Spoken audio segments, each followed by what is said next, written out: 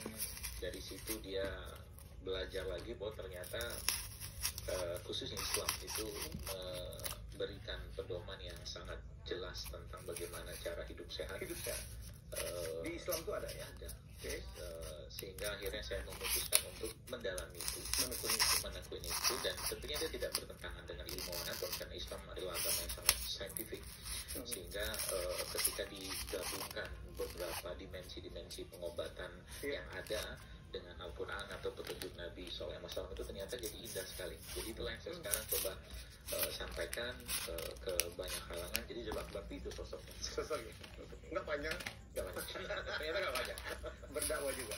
Berdakwah seperti itulah. Karena memang saya ingin sampaikan bahwa harusnya umat Islam ini jadi umat yang paling sehat kalau kita mengikuti apa yang disampaikan Allah dalam Al-Quran dan petunjuk Nabi SAW, karena Nabi manusia yang paling sehat. Paling sehat.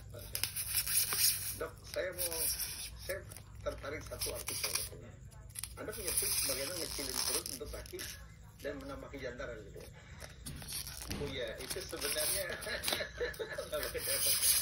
ya gampang sih kalau itu. Coba. Ya sebenarnya tahu gitu. Kalau pakai rumus ya, ini rumus standar. Kalau kita bicara tentang tapi gini, ini ada sebelum saya ngomong itu, saya ngomong itu dulu, saintifiknya dulu. Kenapa dalam Islam itu mungkin kegemukan itu tidak diharamkan ya, cuman bahkan Umar pernah memarahin seseorang ketika di zamannya beliau radhiyallahu anhu itu ada orang yang badannya besar gemuk gitu kan. Ternyata gemuk di perut ada ya? Iya Pak, kalau laki-laki kan di perut, ya. Kalau perempuan biasanya ke belakang kan atau seperti itu.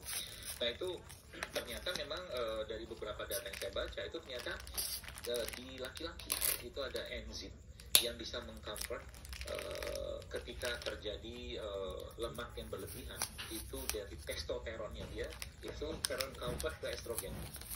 Testosteron dikonvert ke estrogen. Ya. Oh, jadi apa lemaknya hilang? Bukan lemaknya hilang.